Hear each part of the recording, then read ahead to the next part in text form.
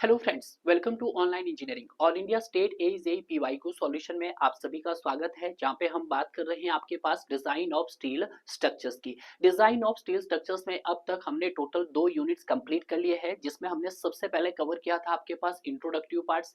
Introductive parts के हमने total 4 parts cover किए थे। उसके बाद हमने सेकंड पार्ट डिस्कस किया था आपका कनेक्शंस का, जहां पे हमने रिवेटेड और बोल्टेड कनेक्शंस के टोटल 5 पार्ट्स कवर कर लिए हैं। अगर आपने अब तक मेरे प्रीवियस पार्ट कवर नहीं किया है तो पहले आप प्रीवियस पार्ट कवर कर सकते हैं। आज हम बात करेंगे आपके पास थर्ड यूनिट यानी कि आपके कनेक्शंस के ही एक और यूनिट को डिस्कस करेंगे, जहां पे हम बात करेंगे आपके पास वेल्डेड कनेक्शंस की। वेल्डेड कनेक्शंस के भी यहाँ पे हम टोटली 3 पार्ट्स कवर करेंगे, जिसमें से मेरा ये पार्ट फर्स्ट है। तो आइए बात करते हैं आज के इस सेशंस के अपने पहले क्वेश्चंस की। तो ये रहा पहला क्वेश्चंस आपकी स्क्रीन के ऊपर। क्वेश्चंस क्या बोला है? The relationship between effective length of weld and actual length of weld as पर IS 800 2007। आपको क्या बताना है? रिलेशन बताना है किस किस के बीच में, इफेक्टिव लेंथ के बीच में और एक्चुअल लेंथ के बीच में। तो अगर हम बात करते हैं एज पर IS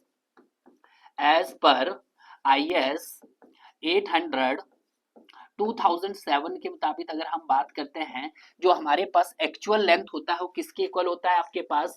जो सर हमारे पास एक्चुअल लेंथ जो होता है, मेरे पास actual length is equal to effective length. क्या हो जाएगा आपके पास? इफेक्टिव लेंथ हो जाएगा, effective length, effective length plus plus two times the size of weld हो जाएगा, two times the size of weld. Clear है? कुछ इसी तरह से हम डिस्कस करते थे। बिल्कुल सही। तो अगर मैं इसको शॉर्ट करना चाहूं, तो अगर हम बात करते हैं आपके पास एक्चुअल लेंथ, तो इसको मैं कैपिटल L से रिप्रेजेंट कर रहा हूं, इफेक्टिव लेंथ को मैं स्मॉल l से रिप्रेजेंट कर रहा हूं, to times the size of welds को मैं 2s लिख रहा हूं। साइज ऑफ वेल्ड मतलब बोले तो आपके पास 2s। तो अगर मैं रिलेशंस बनाऊं तो L is equal to L effective के लिए मैं स्मॉल l प्लस आपके पास 2s कर देता हूं। तो मुझे अगर इफेक्टिव फाइंड आउट करना तो small l is equal to L minus 2s हो जाएगा। क्लियर है? तो ये मेरे पास क्या आ जाएगा? आपके पास फाइनल रिलेशंस निकल के आ जाएगा। आप चाहो तो इसको एडिटिव रख सकते हैं, आप चाहो तो जो मैंने आपको इसमें नोटेशन दी है, एक्चुअल लेंथ को मैंने कैपिटल L से रिप्रेजेंट किया है, इफेक्टिव लेंथ को मैंने स्मॉल l से रिप्रेजेंट किया है, और 2 टाइम्स साइज ऑफ वेल्ड को मैंने किससे रिप्रेजेंट किया है? 2s से रिप्रेजेंट किया है। क्लियर है? तो यहां से अगर मैं फर्स्ट देखता हूं कि actual length is equal to effective length plus 2 times size of the weld, तो बिल्कुल सही सर, हमारे पास यहाँ पे क्या है? आपके पास ए इज द राइट ऑप्शन हो गया है। तो ये मेरे पास अभी ट्रू हो गया है। सेकंड देखते हैं, actual length is equal to effective length minus twice the size of weld. नहीं सर, सेकंड स्टेटमेंट आपके पास क्या हो जाएगी सर? फॉल्स। थर्ड देखते हैं, actual length is equal to effective length plus 2 times throat thickness. नहीं सर, ये भी नहीं होगा, तो फॉल्स हो गया है। डी देखते हैं, actual length is equal to effective length minus 2 times throat thickness. तो सर ये भी मेरे पास फॉल्स हो गया है। तो यहाँ पे जो मेरे पास राइट ऑप्शन आया, आपके पास ए इज द राइट ऑप्शन आ गया है। क्लियर है? मूव करते हैं हम अपने सेकंड क्वेश्चन की तरफ। सेकंड क्वेश्चन क्या बोल रहा है आपके पास कि which one of the following is the mode of failure in fillet weld material. देखिएगा, जब हमने रिविट और बोल्ट की बात की थी, तो रिविट आपका शेयर में भी फेल हो सकता है, बेयरिंग में फेल हो सकता है और टेयरिंग में भी फेल हो सकता था।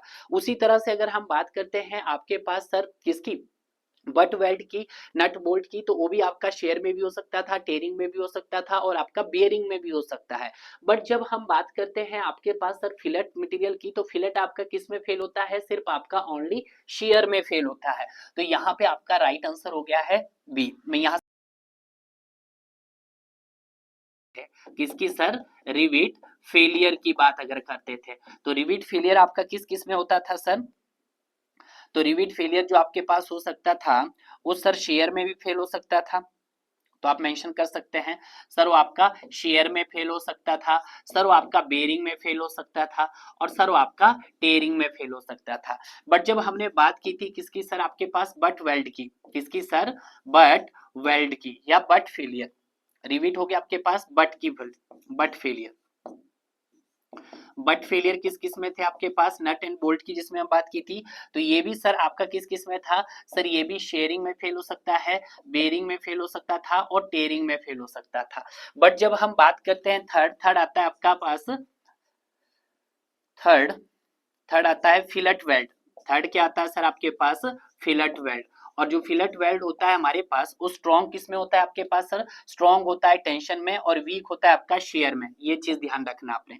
तो यहाँ पे इसको मेंशन कर देते हैं सर, स्ट्रॉन्ग टेंशन में होगा सर, स्ट्रॉन्ग किस में होगा आपके पास सर, स्ट्रॉन्ग टेंशन में होगा। और अगर मैं बात करता हूँ वीक, तो वीक किस में होगा सर आपके पास, वो शेयर में फेल वीक होगा, शेयर में क्या होगा सर आपके पास वो वीक होगा। अब सिंपल सा फंडा है कि जिसमें वो वीक होगा उसी के अगेंस्ट क्या करेगा आपका, वो फेल करेगा। तो अगर हम बात करते हैं कि फिलेट वेल्ड मटेरियल्स फेल किस में होगा आपके पास सर, शेयर में फेल होगा। क्लियर है। नेक्स्ट आता है आपके पास question number third. Question number third देखिएगा, क्वेश्चन नंबर थर्ड क्या बोल रहा है आपके पास कि minimum size of fillet weld. देखिएगा मिनिमम साइज बोले तो आपको एस बताना है यहाँ पर। देखिएगा अगर मैं मिनिमम साइज की बात करता हूं, minimum minimum size of fillet weld क्या होता है आपके पास, साइज ऑफ फिलेट वेल्ड जो होता है वो should not be less than 3 mm, वो 3 mm से कम नहीं होना चाहिए। इसका मतलब आप जान चुके हैं कि 3 mm से ज्यादा ही होगा आपके पास। ठीक है, यहाँ पे आप should not be less then लिख देते हैं, इससे कम नहीं होना चाहिए। तो यहाँ पर वो किस पे डिपेंड करता है, वो प्लेट की थिकनेस के ऊपर डिपेंड करता है। तो हम लिखेंगे इसका पार्ट कि थिकनेस ऑफ थिकर प्लेट आ जाएगा यहाँ पर, thickness thickness of thicker plate, thicker plate आएगा। और दूसरा अगर मैं टेबल में बनाऊं तो दूसरा क्या आ जाएगा सर आपके पास, minimum size of fillet weld, minimum size of fillet weld, fillet weld. ठीक है, एक टेबुलर फॉर्म में हम इसको समझाएंगे आपको, ताकि आपका पूरा का पूरा कंसेप्ट क्या हो जाए, क्लियर हो जाए। यहाँ पर देखिएगा अगर हमारे पास क्या हो, प्लेट की थिकनेस क्या हो, थिकनेस सर हमारे पास less than equal to, less than equal to का मतलब क्या है कि 10 हो या 10 से छोटा हो, 10 mm हो, तो वहां पे हम कितना साइज प्रोवाइड करेंगे सर, कम से कम 3 mm प्रोवाइड करेंगे। और अगर सर 11 से लेकर 20 mm के बीच में हो तो वहां पे कितना देंगे सर, +5 mm हम वहां पर ऐड करेंगे। ठीक है, +5 mm लिखो या 5 ही लिख दीजिएगा तो ज्यादा बेटर है। क्लियर है, यस सर। उसके बाद हम बात करते हैं नेक्स्ट कि अगर सर आपका 21 से लेकर 32 mm के बीच में हो तो आपको 6 mm का मिनिमम साइज ऑफ प्लेट देना है। और अगर सर 33 से लेकर आपका 50 mm के बीच में हो तो उस कंडीशन में आपको फर्स्ट रन में आपको कितना देना है, 8 mm देना है, 8 mm देना है आपको फर्स्ट रन में। क्लियर है, ये बात आपको ध्यान रखनी है। तो आज किसका पूछा है आपके पास कि जब आपका थिकर पार्ट कितना है, 30 mm का है, 30 mm किस किस के बीच वेरी कर रहा है सर, 21 और 32 के बीच में वेरी कर रहा है। जब 21 और 32 के बीच में वेरी कर रहा है तो यहाँ पे मिनिमम साइज ऑफ वेल्ड कितना आना चाहिए सर, 6 mm आना चाहिए। तो आपका जो राइट आंसर हो गया वो आपके पास C is the right answer हो गया है। क्लियर है। नेक्स्ट क्वेश्चन देखते हैं, question number fourth. Question number fourth क्या बोल रहा है, the junction between flange and web of a beam is known as. देखिएगा जंक्शन बताना है, सपोज करो ये आपके पास क्या है, एक बीम है और बीम को हमने किससे कनेक्ट करवाया है, अपनी एक वेब से कनेक्ट करवाया है। तो ये मेरे पास एक फ्लैंज है, फ्लैंज है और फ्लैंज किसका काम कर रहा है यहाँ पर, एज ए बीम का काम कर रहा है। और ये मेरे पास क्या है सर, ये आपके पास एक वेब है। तो मैं इन दोनों को जब आपस में कनेक्ट करूंगा तो मैं यहाँ पे क्या करूंगा सर, इसको वेल्ड करूंगा। ठीक है, तो वेल्ड मैं कुछ इस तरह से दिखा देता हूं आपको, यहाँ पे मैंने ये वेल्डेड कर दिया है भाई। ठीक है, इस तरह से। ठीक है, ये वाला पार्ट्स और कुछ इस तरह से यहाँ से भी दिखा देते हैं हमको, यहाँ पे भी क्या कर दिया सर, हमने इसको वेल्ड कर दिया है। क्लियर है। तो जब हम इसको वेल्ड करेंगे तो इसको क्या बोला जाएगा सर, इसको बोला जाएगा आपका फिलेट वेल्ड। ये जो है इसको अंडरलाइन कर देते हैं हम, ये वाला और ये वाला, इसको क्या हुई आपके पास, फिलेट वेल्ड। क्या बोलेंगे सर, फिलेट वेल्ड बोल दिया जाएगा। क्लियर है। तो देखिएगा the junction between flange and web of the beam is known as, इसको लैप जॉइंट बोलेंगे, बट जॉइंट बोलेंगे, फिलेट जॉइंट बोलेंगे या शेयर जॉइंट बोलेंगे। वैसे तो अगर हम बात करते हैं फिलेट को हम एज ए लैप जॉइंट भी बोल सकते हैं। ठीक है, तो यहाँ पे हमारे पास जो बेस्ट आंसर रहेगा वो आपके पास क्या रहेगा sir, C is the right answer होगा। क्लियर है। अब देखिएगा जो यहाँ पर फिलेट वेल्ड का जो एंगल्स रहेगा ये इंपॉर्टेंट है। फिलेट एंगल का जो एंगल्स रहता है वो आपके पास 60 डिग्री से लेकर 120 डिग्री के बीच में रहता है। किसके बीच में रहता है, 60 से 120 डिग्री के बीच में रहता है। क्लियर है। तो इस क्वेश्चन का राइट आंसर आपको मिल गया है, C is the right answer. Next देखते हैं question number fifth. Question number 5 क्या बोल रहा है कि fillet weld is simultaneously subjected to factor normal and shear stress. देखिएगा जब भी हम फिलेट वेल्ड की बात करते हैं तो वहां पे कॉम्बिनेशन ऑफ स्ट्रेसेस आती है, जो सब्जेक्टेड होती है आपके पास नॉर्मल स्ट्रेस और दूसरी होती है आपके पास शेयर स्ट्रेस। तो पहला ही पॉइंट्स याद रखना आपको कि जो हमारे पास जो फिलेट वेल्ड होता है, फिलेट वेल्ड वो किस किस का कॉम्बिनेशन होता है sir? Fillet weld it is the combination of combination होता है सर किस किस का? सर वो कॉम्बिनेशन होता है आपका नॉर्मल स्ट्रेसेस का और दूसरा होता है सर आपके शेयर स्ट्रेसेस का। तो यहाँ पे हम लिख सकते हैं सर, एक हो गया मेरे पास नॉर्मल स्ट्रेसेस का होता है और दूसरा सर मेरे पास शेयर स्ट्रेसेस का हो सकता है। क्लियर है? ये बात आपको ध्यान रखना है। नॉर्मल स्ट्रेसेस को मैं लिख सकता हूं यहाँ पर आपके पास F लिख सकता हूं, इसको F से रिप्रेजेंट करेंगे और जो मेरे पास शेयर स्ट्रेस होगा, शेयर स्ट्रेस को सर मैं Q से रिप्रेजेंट करूंगा। तो कहने का मतलब क्या है कि जो फिलेट वेल्ड है it is the function of normal stress and shear stress. Clear है? बिल्कुल सही।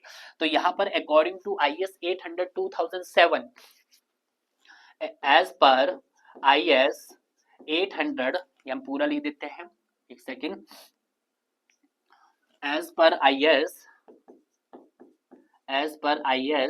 800 2007 के मुताबिक जो हमारे पास यहाँ पर इक्विवेलेंट स्ट्रेस होगा, equivalent stress is given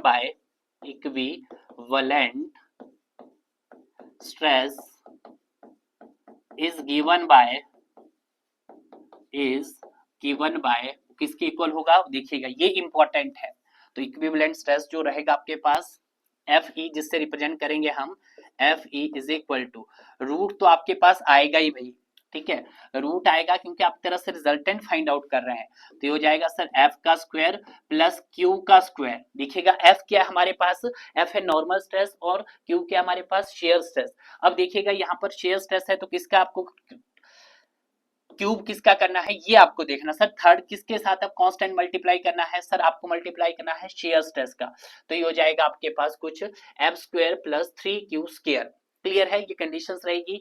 conditions क्या होनी चाहिए? Less than equal to ultimate strength of fillet weld F कर देते हैं हम, डिवाइडेड बाय √3 कर देते हैं, √3 कर देते हैं, इनटू आपको फिलेट वेल्ड की क्या लेनी है? पार्शियली सेफ्टी फैक्टर भी लेना है, फिलेट वेल्ड MW। तो यहाँ पे जो पार्शियली सेफ्टी फैक्टर होगा जो MW, वो कितना लिया जाएगा सर? आपके पास 1.5 लिया जाएगा। क्लियर है? तो ये भी थोड़ा सा आपको फंडामेंटल्स यहाँ पे क्लियर होने चाहिए। तो देखिएगा अगर मैं यहाँ पे राइट आंसर की बात करूं तो यहाँ पर जो equivalent stress is given by जो होगा F is equal to F square plus 3 times Q square is less than equal to F, मतलब ultimate strength of fillet weld divide by √3 into gamma MW। ठीक है, तो आपके पास right answer क्या हो जाएगा sir? B is the right answer हो जाएगा। क्लियर है? तो इसको क्या कर लीजिएगा आप? अंडरलाइन कर दीजिएगा इस फॉर्मूले को, वेरी वेरी इंपॉर्टेंट है। नेक्स्ट देखते हैं क्वेश्चन नंबर 6। क्वेश्चन नंबर 6 क्या बोल रहा है कि in a double U butt welded connection plate 100 into 10 mm the strength of weld joint in tension. आपको क्या निकालना है? स्ट्रेंथ ऑफ वेल्डेड ज्वाइंट निकालना है। तो आप निकालेंगे सर स्ट्रेंथ of welded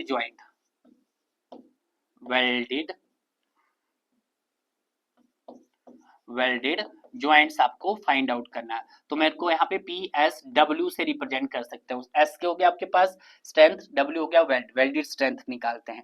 तो जब मैं वेल्डेड स्ट्रेंथ निकालूंगा तो मेरे लिए यहाँ पे सारे के सारे आपका डायमेंशंस दिए गए हैं, सारे डायमेंशंस आप पुट करेंगे। देखिएगा आपके पास यहाँ पर लेंथ दिया गया है, उसकी थिकनेस दे दी गई है और आप Φ भी दे दिया गया है। तो आप कैलकुलेट कर सकते हैं इसको इजिली। तो यहाँ से स्ट्रेंथ क्या हो जाएगा सर? ये हो जाएगा 100 multiply by 10 multiply by 250 mega pascal. तो अगर हम बात करेंगे तो ये किस में आ जाएगा सर? आपके पास ये आ जाएगा 1 2 3 4, यानी कि 250 इंटू 10⁻³ न्यूटन आ जाएगा।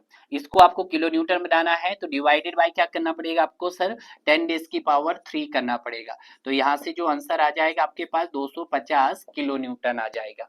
तो ये डायरेक्ट है आपको, ठीक है, इतना तो आप इंटेलिजेंट हो कि इसका आंसर आप डायरेक्ट कैलकुलेट कर सकते हैं, 250 किलो न्यूटन। क्लियर है? नेक्स्ट देखते हैं। Next question number 7। A fillet weld is may be termed as, कि जो आप फिलेट वेल्ड हो सकता है वो आपका मीटर्ड वेल्ड भी हो सकता है, कनकेव वेल्ड भी हो सकता है और कन्वेक्स वेल्ड भी हो सकता है, तीनों ही फॉर्म में हो सकते हैं। तो all of this is the right answer. तो क्वेश्चन नंबर 7 हो गया है। नेक्स्ट देखते हैं क्वेश्चन नंबर 8।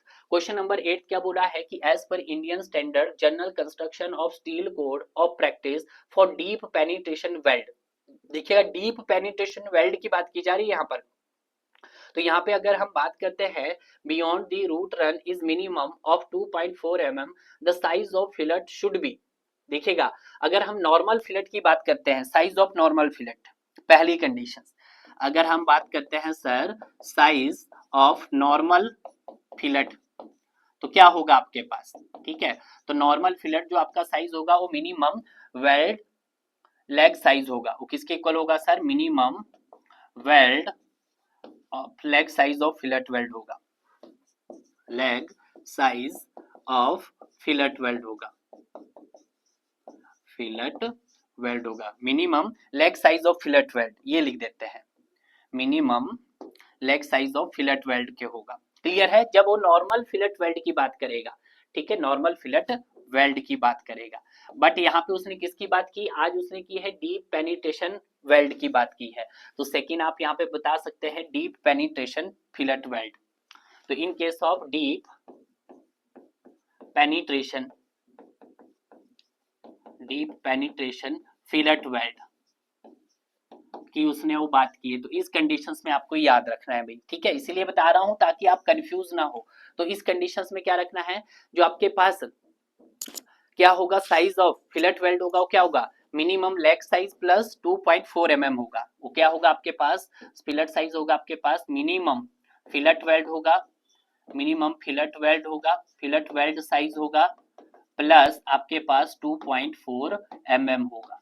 तो देखिएगा यहाँ पे लिखा होगा मिनिमम लेग साइज या मिनिमम वेल्ड साइज, तो मिनिमम वेल्ड साइज की जगह आप लेग साइज भी लिख सकते हैं, तो यहाँ पर आप लेग साइज लिख दो तो ज्यादा बेटर है, ठीक है। तो ये हो जाएगा minimum fillet leg size, size plus 2.4 mm। तो आपका जो राइट आंसर होगा आपके पास वो क्या हो जाएगा सर, आपका B is the right answer हो जाएगा। क्लियर है, मैक्सिमम हो नहीं सकता, तो ए ऑप्शन तो इसका हो ही नहीं सकता था भाई, मैक्सिमम हो नहीं सकता था, फिर 2 इंटू 2.4 हो नहीं सकता था और ना ही हो सकता है। तो जो राइट आंसर मुझे देखने को मिल रहा है वो आपके पास B is the right option है। तो जो आपका करेक्ट है उसको आप कर दीजिएगा,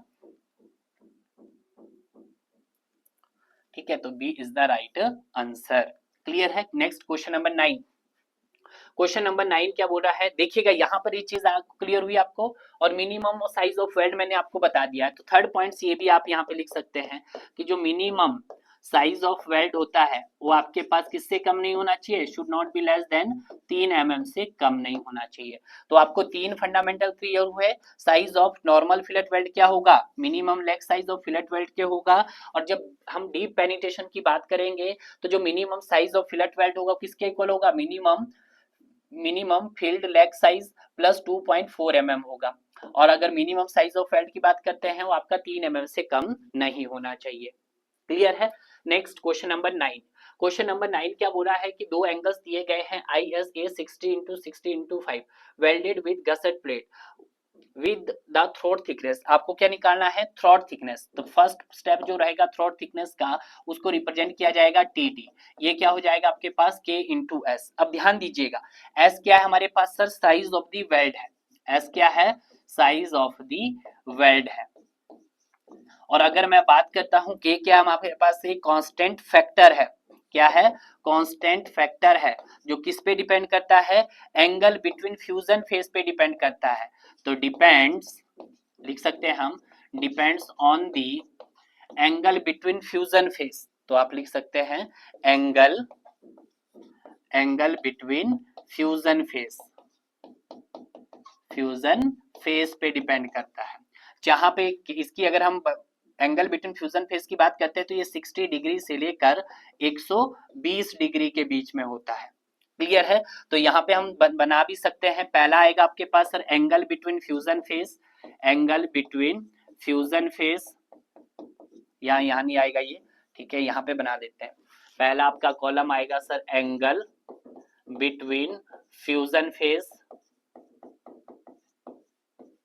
और दूसरा कॉलम बनेगा सर हमारे पास किसका सर, कांस्टेंट टर्म का, के।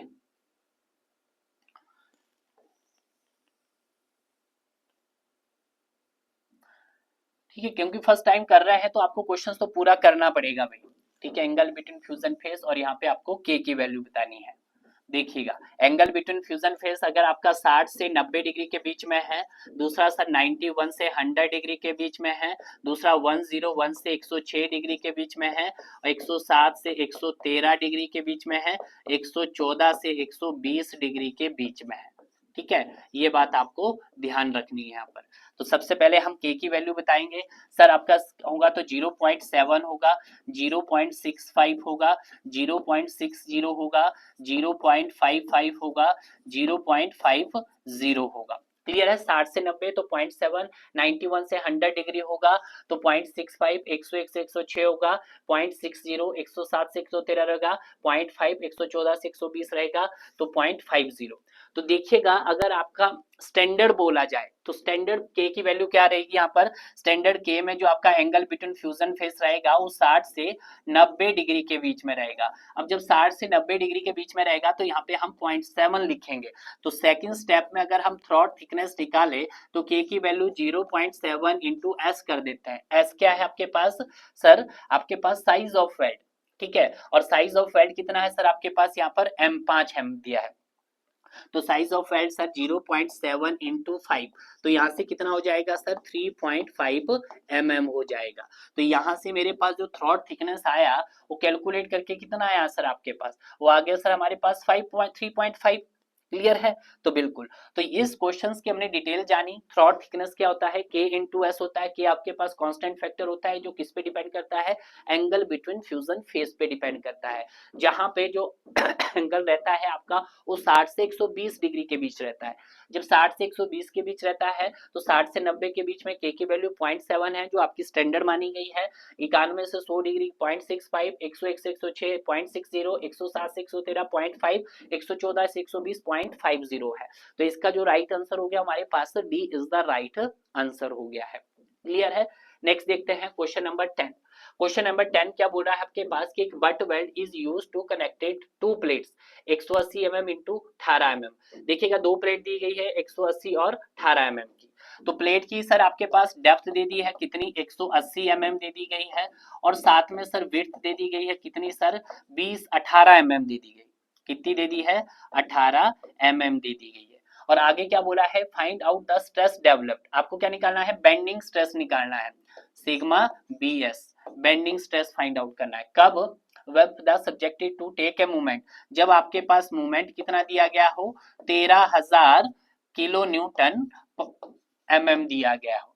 ठीक है, सब कुछ दिया गया है। तो यहाँ पे सबसे पहले आपको क्या निकालना पड़ेगा सर, सेक्शन मॉडुलस देखते हैं।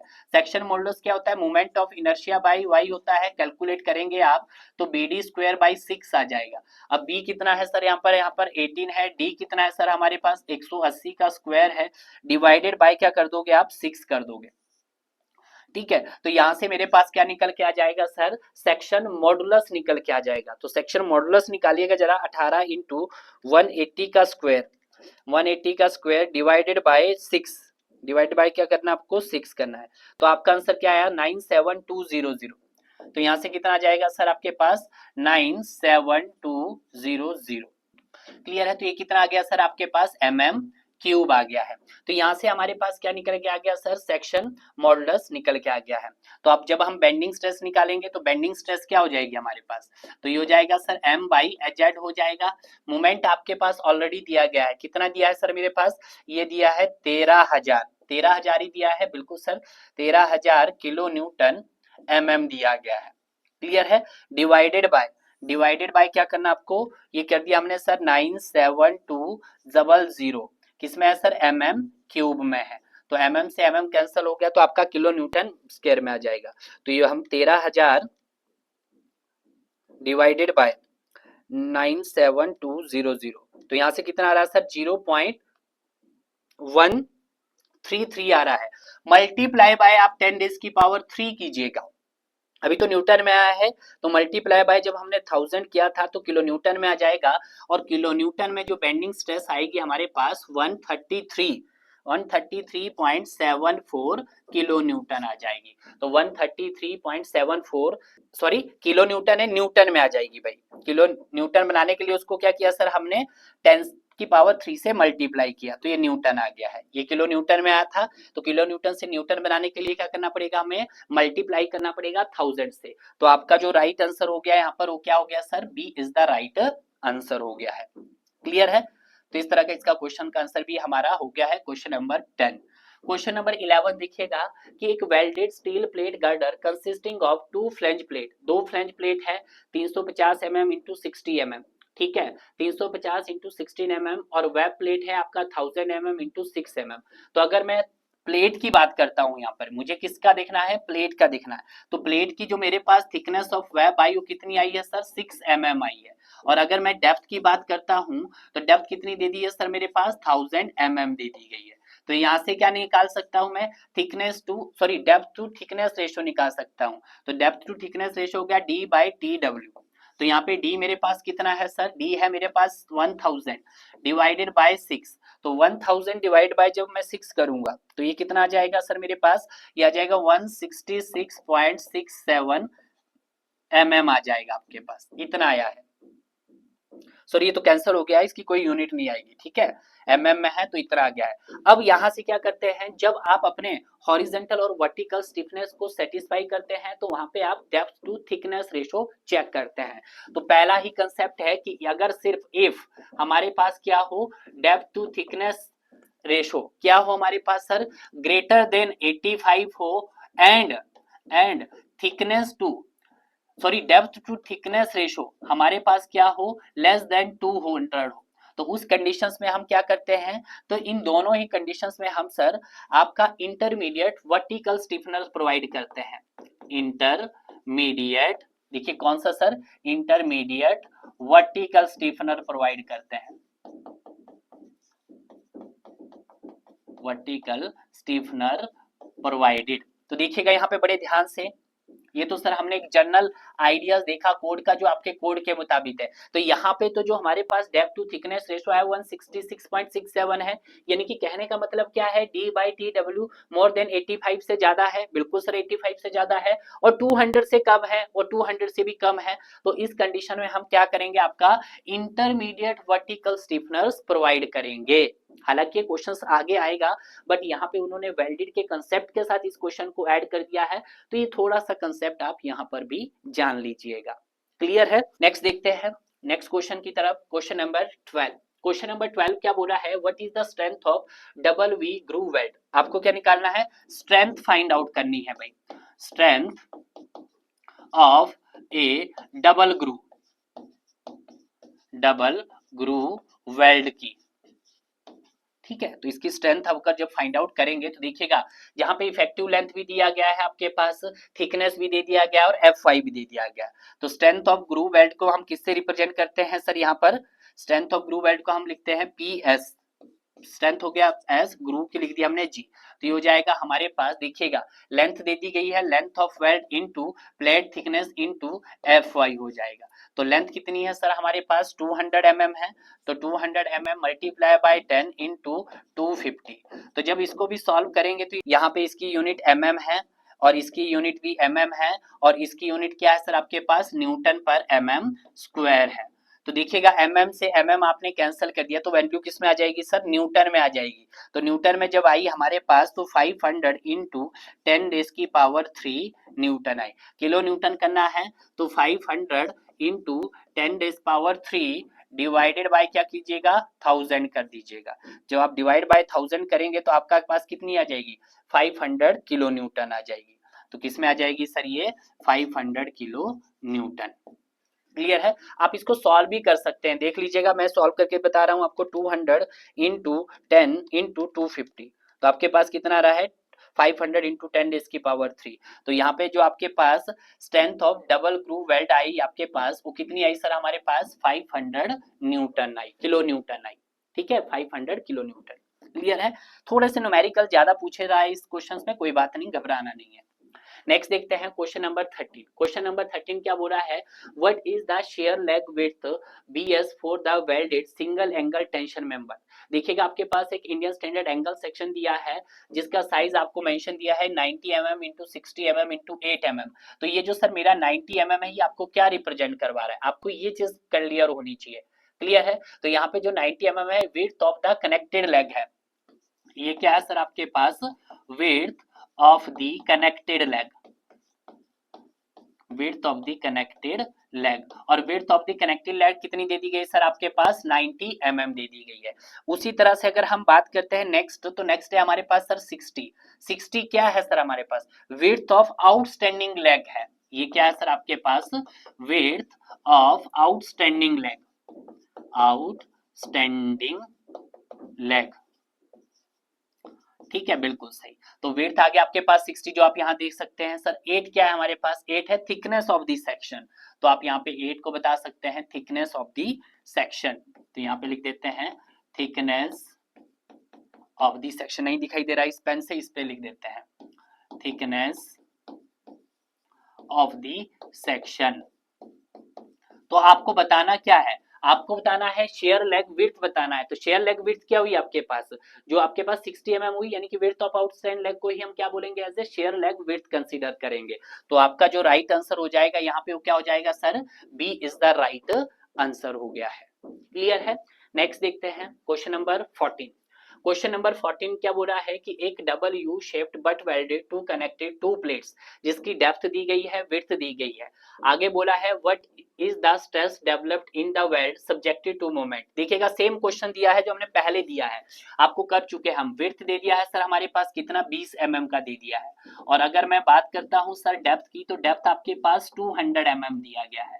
तो इस रिलेशन से आप क्या निकाल सकते हैं, सेक्शन मॉडुलस निकाल सकते हैं। आई बाई वाई निकल के आ जाएगा आपके पास बी डी स्क्वायर बाई 6। अब बी कितना है सर मेरे पास, बी है 20 इंटू 200 का स्क्वायर।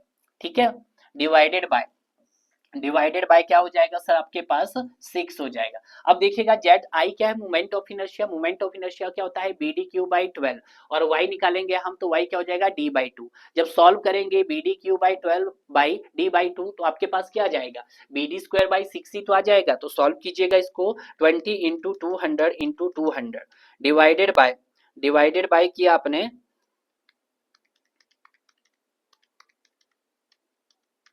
6। तो यहां से कितना आ रहा है, यहां से देखिएगा पूरा लिखिएगा भाई इसको। यहां से आ रहा मेरे पास 1 3 3, कितने टाइम्स है, 1 2 3 4 5, 5 टाइम्स 3 4 5.33। क्लियर है? ये आ रहा आपके पास जेड mm क्यूब में आ रहा है। क्लियर है? बिल्कुल सही।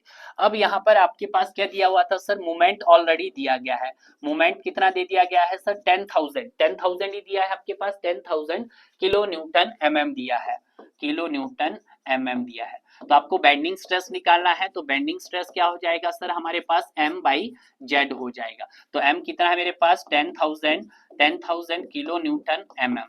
ठीक है, और अगर हम बात करते हैं इसी रिलेशंस की, तो ये आ जाएगा सर 1 3 3 3 3, 5 टाइम्स है 3 3, इसमें आया सर ये आपके पास mm क्यूब में आया। तो यहाँ से mm से mm स्क्वायर, तो mm स्क्वायर किलो न्यूटन किस में आएगा, किलो न्यूटन mm स्क्वायर में आएगा। तो सॉल्व कीजिएगा 10,000 1 2 3 डिवाइडेड बाय 13333.33 कितना आया आपके पास, 0.075 आया। उसको अब किलो न्यूटन से न्यूटन बनाइएगा तो 10 रेज़ की पावर 3 कीजिएगा, तो मल्टीप्लाई बाय 1000 कीजिएगा। तो यहाँ से कितना आया सर आपके पास, 75 किलो न्यूटन।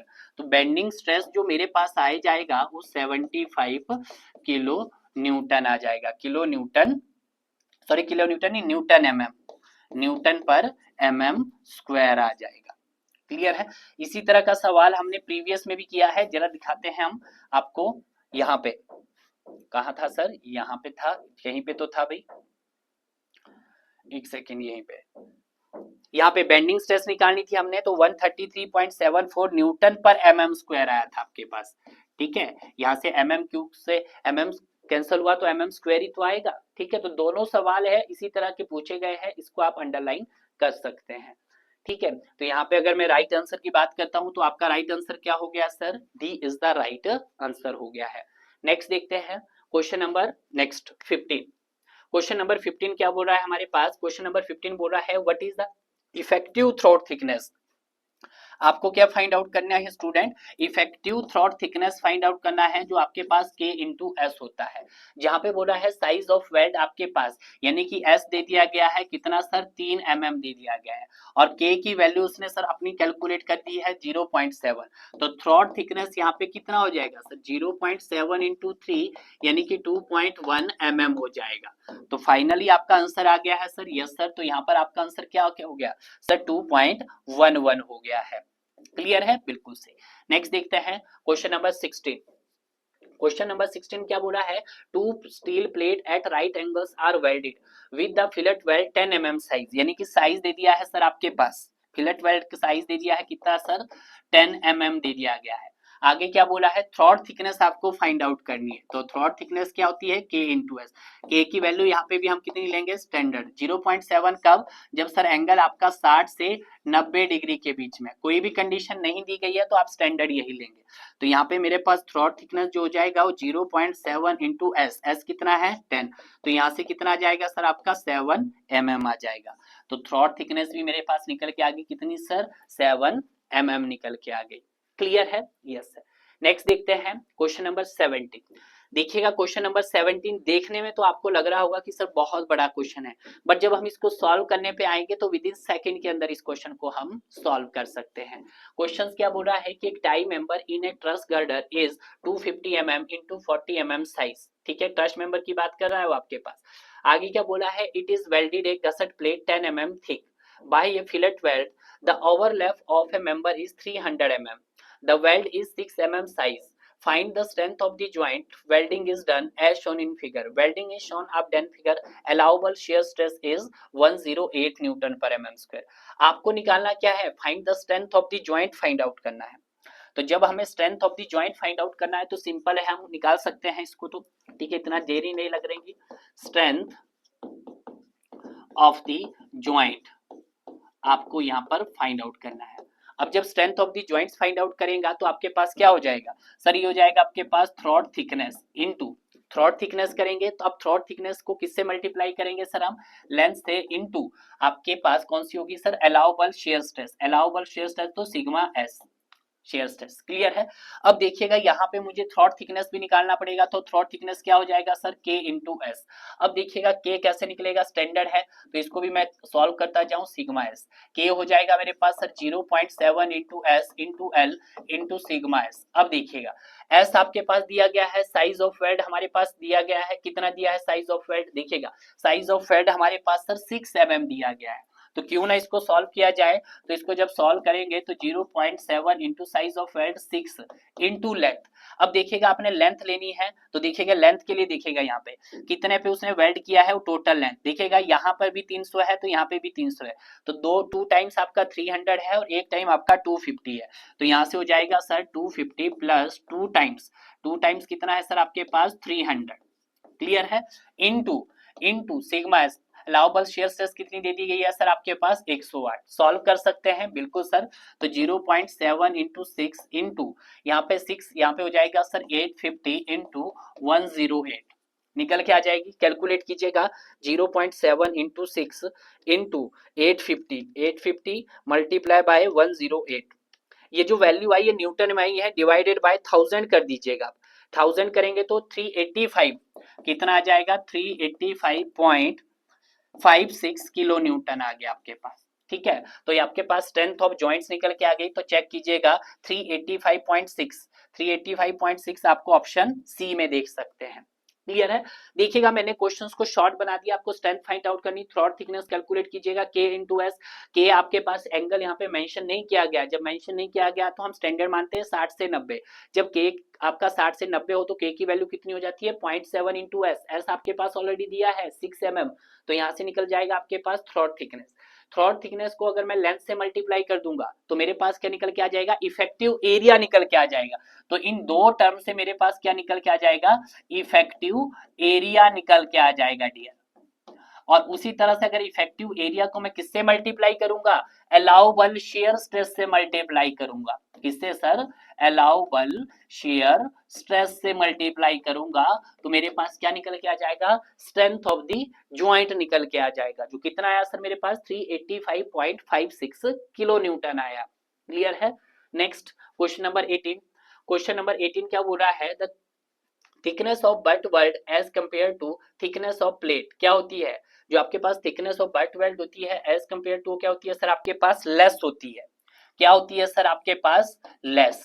तो इसका जो राइट आंसर हो गया सर मेरे पास वो बी हो गया है। रीजन क्या है, रीजन है कि जो आपकी अलाउबल स्ट्रेस होती है वो हाइयर होती है देन प्लेट्स की। जो बट वेल्ड की अगर हम बात करते हैं, बट किसकी बात कर रहे हैं, बट वेल्ड, बट वेल्ड की जो अलाउबल स्ट्रेस होती है, अलाउबल स्ट्रेस को मैं एस लिख रहा हूं, इज हाइयर देन, वो क्या होती है सर आपके पास, हाइयर देन होती है, हाइयर देन प्लेट। ठीक है, बिल्कुल सही। और अगर हम बात करते हैं बट वेल्ड आपका दिखने में कैसा होता है, अच्छा होता है, बेटर एस्थेटिक। क्या लिख सकते हैं हम, बेटर एस्थेटिक, एस्थेटिक। ठीक है,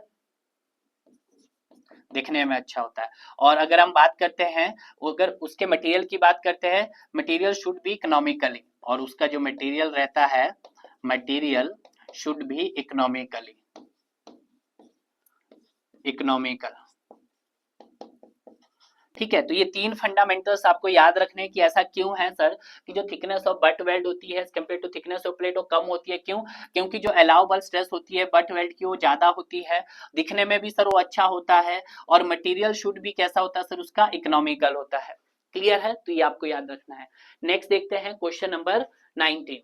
क्वेश्चन नंबर 19 क्या बोला है, what is the value of partially safety factor, किसके लिए, शॉप फैब्रिकेशन वेल्ड के लिए बताना है आपको, क्या बताना है, पार्शियली सेफ्टी फैक्टर। तो हम वेल्ड के केस में दो बात करते हैं, एक आता है आपका शॉप फैब्रिकेशन, कौन सा आता है सर, शॉप फैब्रिकेशन आता है, और दूसरा मेरे पास कौन सा आता है, फील्ड फैब्रिकेशन। कौन सा आता है, फील्ड फैब्रिकेशन आता है। अगर मैं शॉप फैब्रिकेशन की बात बोलता हूं, तो शॉप फैब्रिकेशन में कितना लिया जाता है, 1.25, और फील्ड फैब्रिकेशन में कितना लिया जाता है, 1.50 लिया जाता है। ठीक है, तो देखिएगा इसने किसका पूछा है, शॉप का पूछा है, तो शॉप का कितना रहेगा 1.25, और फील्ड का कितना रहेगा सर आपके पास 1.50। वेरी इंपॉर्टेंट है, आप याद कर लीजिएगा, क्योंकि क्वेश्चंस बार बार आपका रिपीट हो सकता है। क्लियर है। Next question number, next 20। Question number 20 क्या बोल रहा है कि read the following statement and choose the correct option. आपको देखना है, पढ़ना है पहला कि fillet weld is usually recommended if the angle between fusion face is less then 60 degree और मोर देन 120 डिग्री। नहीं सर, अगर हम बात करते हैं पहली स्टेटमेंट थी, तो ये हमारे पास क्या हो गया है, फॉल्स हो गया है। अगर मैं बात करता हूं के क्या है सर मेरे पास एक कांस्टेंट फैक्टर है, क्या है, कांस्टेंट फैक्टर है, जो किस पे डिपेंड करता है सर आपका, डिपेंड्स, डिपेंड्स ऑन, किस पे डिपेंड करेगा sir, angle between fusion face पे। तो आप लिख सकते हैं एंगल बिटवीन फ्यूजन फेस पे डिपेंड करता है, किस पे sir, angle between fusion face. और यहाँ पे अगर जो एंगल बिटवीन फ्यूजन फेस होता है वो हमारे पास 60 डिग्री टू 120 डिग्री के बीच में होता है। तो पहली स्टेटमेंट तो फॉल्स हो गई है, बिल्कुल सही। तो देखिएगा दोनों ट्रू ऑप्शन नहीं हो सकते आपके पास, जब दोनों ट्रू नहीं हो सकते तो आपका ये ऑप्शन एलिमिनेट हो गया है। बी देखिएगा 1 is true, second is false, तो बी भी नहीं हो सकता है आपका। सेकंड देखिएगा, सेकंड बोल रहा है सर 1 इज फॉल्स, तो बिल्कुल फॉल्स है। बट हम सेकंड देख लेते हैं कि effective length of fillet weld is equal to overall length minus twice the weld side, बिल्कुल सही। अगर मैं बात करता हूं एक्चुअल लेंथ की, देखिएगा मैंने अभी बताया था आपके पास एक्चुअल लेंथ, एक्चुअल लेंथ क्या होता है सर हमारे पास, ये होता है sir effective length, effective length plus 2 times the size of weld होता है। और अगर मैं यहां से इफेक्टिव लेंथ कैलकुलेट करना चाहूं, तो इफेक्टिव लेंथ क्या हो जाएगा, एक्चुअल लेंथ बोलो या ओवरऑल लेंथ बोलो, तो ये हो जाएगा actual length, actual length minus 2 times the size of weld हो जाएगा।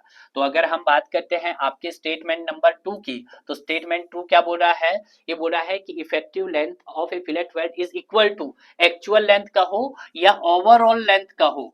ठीक है, ओवरऑल लेंथ का हो। ठीक है, तो और करके लिख देता हूं, minus 2 times the size of weld, twice the weld size. तो इसका मतलब क्या है, जो बी स्टेटमेंट है हमारे पास वो भी क्या है सर आपके पास, ट्रू है।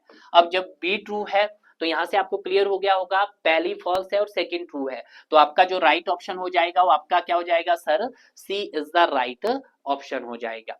क्लियर है, बिल्कुल सही। नेक्स्ट देखते हैं क्वेश्चन नंबर 21। क्वेश्चन नंबर 21 क्या बोला है कि परमिसिबल स्ट्रेस इन न्यूटन पर mm square through the throat of butt weld. देखिएगा आपको क्या बताना है, परमिसिबल स्ट्रेस की वैल्यू बताना है। देखिएगा परमिसिबल स्ट्रेस की वैल्यू बताना है। तो अगर हम बात करते हैं इन केस ऑफ बट वेल्ड, पहला जाएगा इन केस ऑफ बट वेल्ड। अब देखिएगा जब हम बट वेल्ड की बात करते हैं तो बट वेल्ड आपका सब्जेक्टिव टू क्या हो सकता है सर, वो टेंशन भी हो सकता है और वो कंप्रेशन भी हो सकता है।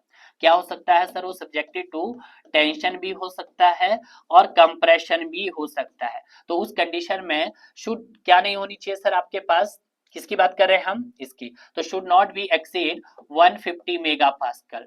तो परमिसिबल स्ट्रेस आपकी 150 मेगापास्कल से एक्सीड नहीं करनी चाहिए। ये तो पहला केस है भैया हमारे पास।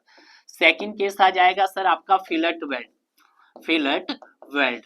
और अगर हम फिलट वेल्ड की बात करता हूं तो इस कंडीशन में जो मेरे पास परमिसिबल स्ट्रेस की जो वैल्यू रहेगी वो आपके पास 150 नहीं, वो should not be more than 108 megapascal.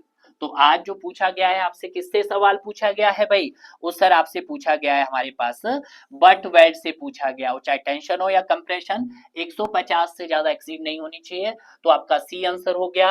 और अगर सर वो फिलट वेल्ड पूछता तो उस कंडीशन में परमिसिबल स्ट्रेस की वैल्यू हमारे पास 108 मेगापास्कल से ज्यादा एक्सीड नहीं होनी चाहिए। क्लियर है, yes sir. Next question number 22।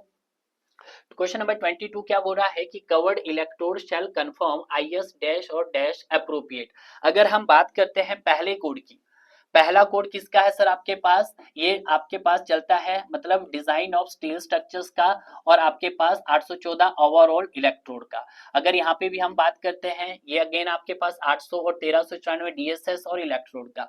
तो अगर हम बात करते हैं 814 और 1395 किससे रिलेटेड बात करता है, कवर इलेक्ट्रोड शेल आईएस और डैश आईएस एप्रोप्रिएट। तो इन दोनों ही कोड को हम डिस्कस करते हैं। क्लियर है, तो ये तो आपके पास डीएसएस का हो गया है, यहाँ पे भी सर ये डीएसएस का हो गया है, और 456 सर आरसीसी का हो गया है, एंड आपके पास प्लेन सीमेंट कंक्रीट का हो गया है। क्लियर है, तो आपका मोस्ट अप्रोप्रिएट आंसर क्या हुआ सर, आपका सी हो गया 814 और 1395। क्लियर। नेक्स्ट देखते हैं क्वेश्चन नंबर 23। क्वेश्चन नंबर 23 क्या बोला है कि which type of weld shown in figure, किस टाइप का वेल्ड किया गया है। तो देखिएगा अगर मैं बात करता हूं, यहाँ पे जो वेल्ड दिखाई दे रहा है इस टाइप के वेल्ड को हम बोलते हैं फिलट वेल्ड बोलते हैं डियर, फिलट वेल्ड बोलते हैं या लैप जॉइंट बोल सकते हैं। तो आपका आंसर क्या हो जाएगा सर, यहाँ पर ए इज द राइट आंसर हो गया है। क्लियर है। नेक्स्ट देखते हैं क्वेश्चन नंबर 24। क्वेश्चन नंबर 24 क्या बोला है कि if welding residue is not properly removed, कि जो आपका वेल्डिंग रेजिड्यू होता है उसको हम प्रॉपर्ली रिमूव नहीं कर पाते, फॉर्म स्टील में बी लीड टू, तो किसको लीड करेगा, तो सर वो आपकी रस्टिंग को लीड करेगा। पहला बोला है improper throat thickness, sir false हो गया है, तो ये स्टेटमेंट आपके पास फॉल्स हो गई है। नेक्स्ट बोला है loss of strength of the joint, false हो गया है।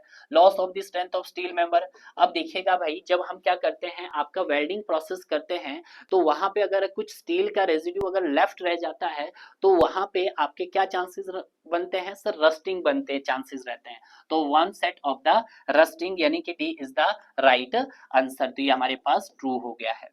क्लियर है। नेक्स्ट क्वेश्चन नंबर 25 भी बहुत अच्छा क्वेश्चन है। क्वेश्चन क्या बोला है कि in slot weld connection the corner radius of slot hole, आपको किसकी बात कर रहे हैं, कॉर्नर रेडियस की बात कर रहे हैं। The slotted hole should be, क्या होना चाहिए, ग्रेटर देन और इक्वल टू 1.5 टी होना चाहिए। बिल्कुल सही है सर, ये ट्रू है ये स्टेटमेंट। सेकंड बोला है ग्रेटर देन और इक्वल टू 12 mm होना चाहिए, बिल्कुल सही, ये भी ट्रू है।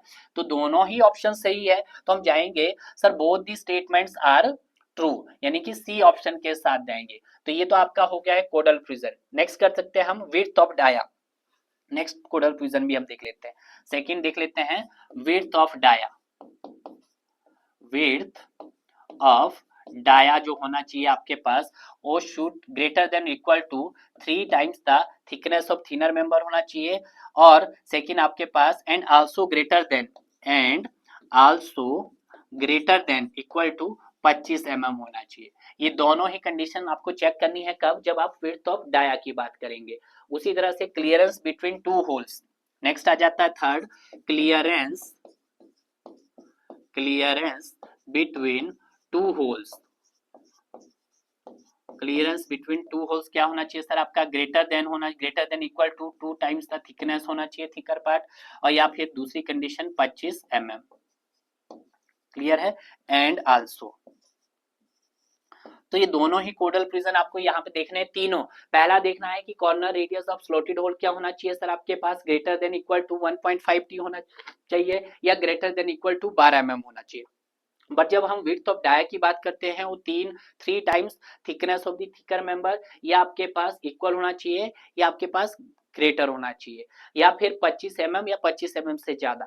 और अगर हम क्लियरेंस बिटवीन टू होल्स की बात करते हैं तो greater than equal to 2t या फिर greater than equal to 25 mm होना चाहिए। तो ये भी आपके लिए वेरी वेरी इंपॉर्टेंट है। दोनों कोडल प्रिजन मैंने आपको बता दिए, तीनों आपके किससे रिलेटेड सर, आपके स्लॉट वेल्डेड से रिलेटेड। स्लॉट वेल्डेड में इससे ज्यादा आपको स्टडी नहीं करना है डियर। क्लियर है। बाकी जो क्वेश्चंस आएंगे हम साथ साथ करेंगे। क्वेश्चन नंबर 26, क्वेश्चन नंबर 26 क्या बोला है, the effective length of fillet weld is taken as, जो effective length, the length of the weld less than twice the weld size, या length of weld less than weld size, या length of weld less than 3 times the weld. तो ये भी मैंने आपको questions already discuss करवा चुका हूं। तो क्वेश्चन नंबर 26, तो इसका आंसर क्या हो जाएगा सर आपके पास B, length of the weld less than twice the size of weld हो जाएगा आपके पास क्वेश्चन नंबर 26 का बी। नेक्स्ट क्वेश्चन नंबर 27 क्या बोला है, generally the ratio of fatigue life of a welded steel structure to fatigue life of riveted steel structures क्या होती है, वैल्यू लोअर होती है, लोअर मतलब तो लेस देन 1 होती है। ठीक है, yes sir. Next question number 28, question number 28 क्या बोला है, the weakest plane in the fillet weld, सबसे वीकेस्ट पार्ट क्या होता है आपके पास, सबसे वीकेस्ट पार्ट होता है थ्रॉट सेक्शन। तो देखिएगा अगर मैं बनाना चाहूं यहाँ पे तो बना सकते हैं, यहाँ पर देखिएगा ध्यान से, एक आपके पास इस तरह से है, इस तरह से,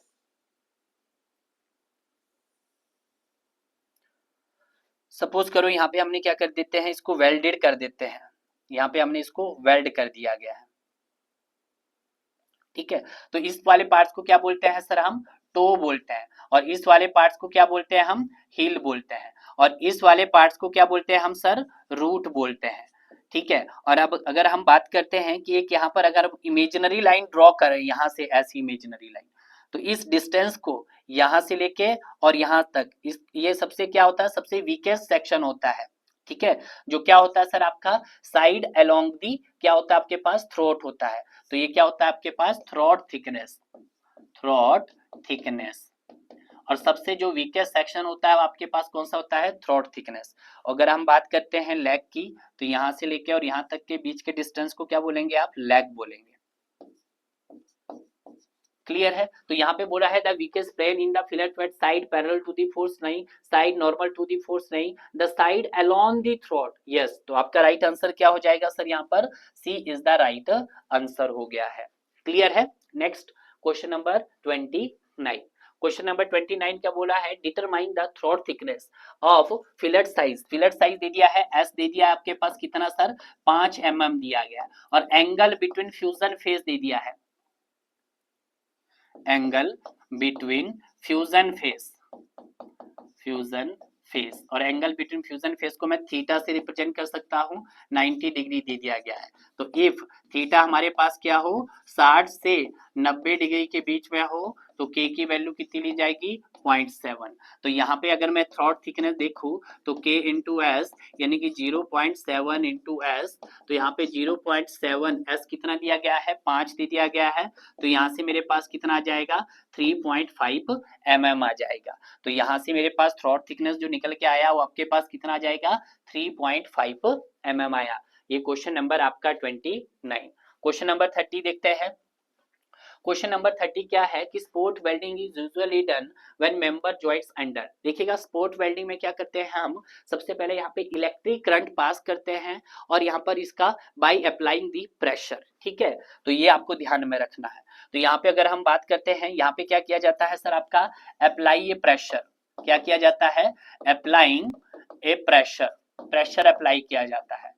ठीक है, अब जब प्रेशर अप्लाई किया जाता है तो सेकंड पॉइंट्स क्या रखना है अपने, हीट फ्रॉम इलेक्ट्रिक करंट, और जिससे क्या होता है आपके पास, heat from electric current, electric current pass किया जाता है।